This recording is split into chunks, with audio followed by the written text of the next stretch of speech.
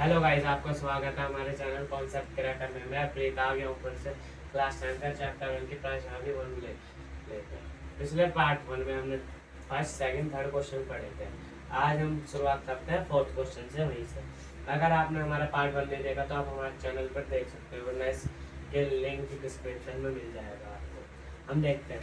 अब fourth question है हमारे पास HCF 306 और कॉमा 657 इक्वल 9 दिया है हमें। आप क्वेश्चन पढ़ लेना उसमें बुक में। देखो मैं लिख देता हूँ।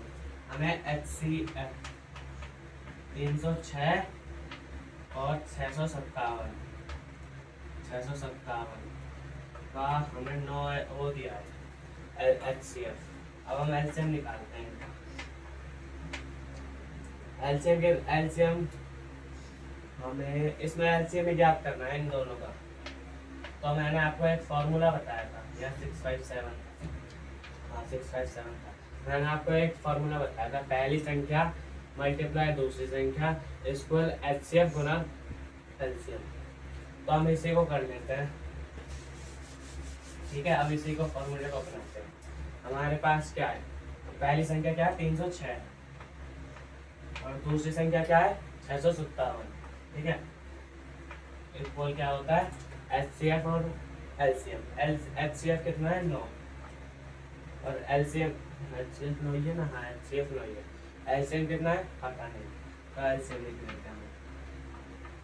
अब LCM इसको 9 इधर चला जाएगा तो क्या हो जाएगा 306 गुना 657 भाग 9, इसको आ जाएगा हमारा LCM।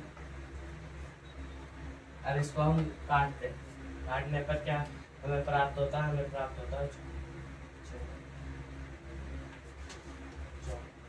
कोई वैल्यू दूसरी चौक ले लेते हैं, चौक की कमी नहीं है। अब इसको काटने पर हमें प्राप्त होगा 7 0 3 मतलब 73। अब 306 और 73 को मल्टीप्लाई करोगे तो हमारा एलसीएम आ जाएगा। आप कर लेना, इसमें कोई बड़ी बात नहीं है। मल्टीप्लाई तो सिखा दिया होगा आपको बहुत पहले ही।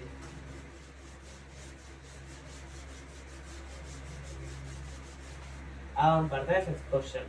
जांच कीजिए कि किसी प्रकार प्राकृतिक संख्या n के लिए संख्या 6 की पावर n अंक 0 समाप्त हो सकती है, 0 पर समाप्त हो सकती है। अब हमें 6n दिया है। अब हमें जांच करना है कि किस n जो प्राकृतिक संख्या है यह 0 पर समाप्त हो सकती है, नहीं हो सकती। तो ये हमें जांच करना है। अब इसके लिए अगर हमें n की पावर प्राकृतिक संख्या लाकर इसको 0 पर समाप्त करना है, तो इसके लिए हमारे पास ऐसा होना चाहिए कि इसके अभाज्य गुणनखंड में 2 और 5 दोनों होने चाहिए।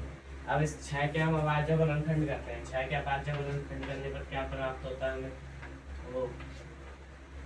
अब हमें 6 के अभाज्य गुणनखंड करने पर प्राप्त होता है 6 = 2 × 3, ये प्राप्त होता है। अब हमने बात करी थी कि अगर हमें n प्राकृतिक संख्या को 0 पर समाप्त करना है, तो हमें उसके लिए 2 और 5 अभाज्य गुणनखंड में होना जरूरी है। अब इसमें 2 तो है परंतु 5 नहीं है, इस वजह से ये इसका अभाज्य गुण, इस वजह से ये n एक प्राकृतिक संख्या नहीं है जो 0 पर समाप्त हो सकती है।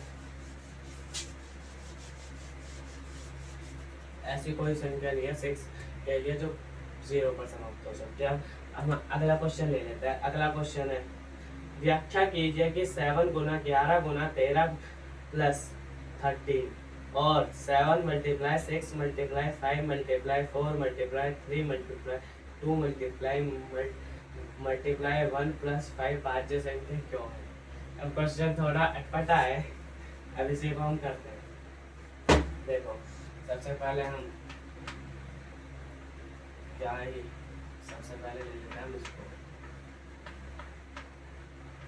हमारा ये है पहला बार। अब इसमें हम कॉमन क्या लेते हैं, कॉमन 13 लेने पर, 13 कॉमन लेने पर हमारा आता है 7 × 11 × 13 तो इधर आ गया, अब प्लस का 1 रह गया, ठीक है। अब इनको मल्टीप्लाई करो, 77 + 1 78 आएगा। अब आएगा 13 × 13 गुना 78। अब इनको हम करते हैं मल्टीप्लाई, इनको मल्टीप्लाई करो 24,780। अब इनको मल्टीप्लाई करने पर आपको प्राप्त होगा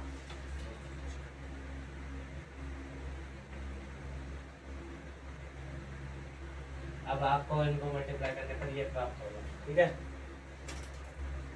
अब इसके एक से ज्यादा 1016 अपने आप 1016 और एक के अलावा भी और गुणनखंड है, इसलिए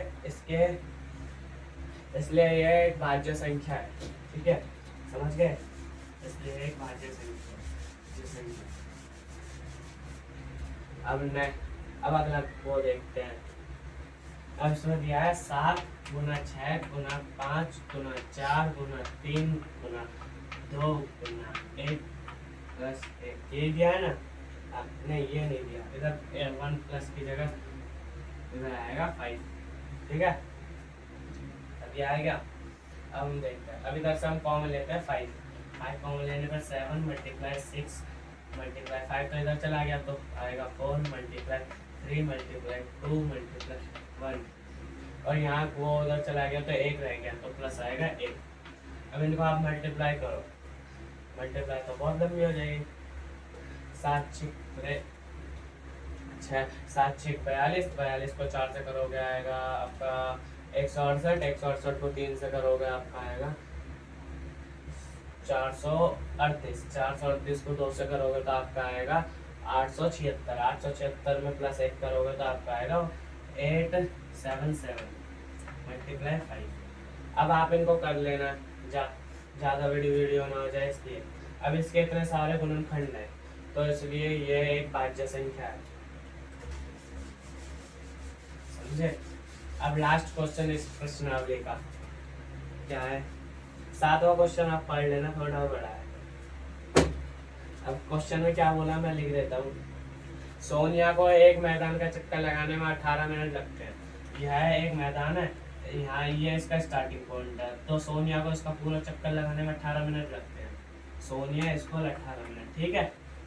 और हमारे पास दूसरा कौन है, रवि को इस पूरे मैदान का चक्कर लगाने में लगता है 12 मिनट, तो आर स्कूल 12। अब हमें क्या करना है, अब हमें मान लीजिए वे दोनों एक ही स्थान और एक ही समय पर चलना शुरू करते हैं। मान लो अभी 10 बज रहे हैं, तो 10 बजे चलना, दोनों एक साथ 10 बजे चलना शुरू करते हैं, एक ही दिशा में चलते हैं, दोनों इधर की तरफ ही चलते हैं, मान लो राइट में चलते हैं दोनों, ठीक है। और कितने समय बाद वो दोनों इस स्थान पर मिलेंगे जहाँ से उन्होंने चलना शुरू करा था, इनका पूर्ण स्थान होगा वो, इनका इन दोनों के बीच का एलसीएम। अब इनका एलसीएम क्या होगा, एलसीएम होगा 18 का एलसीएम क्या होगा, तुम बताओ, मैं बता देता हूँ, चलो 2 मल्टीप्लाई 3 का स्क्वायर, ठीक है, और 12 का होगा 2 स्क्वायर मल्टीप्लाई 3, ठीक है। अब एलसीएम 18 और 12 का, ठीक है। अब एलसीएम क्या होता है, अभाज्य गुणनखंडों की सबसे बड़ी घात। अब इन गुणनखंडों में सबसे बड़ी घात क्या है, 2 की सबसे बड़ी घात है 2 मल्टीप्लाई 2, 3 की सबसे बड़ी घात क्या है 3 3 स्क्वायर मतलब 3 मल्टीप्लाई 3। अब इनको आप करोगे 2 दूनी 4, 4 दूनी 4 दिया 12, 12 दिया 36। अब इसका आ गया हमारा 36 मिनट बाद दोनों इस स्थान पर मिलेंगे। बस हम इस प्रश्नावली में 7 क्वेश्चन थे जो मैंने आपको समझा दिया। अब थैंक यू गाइस।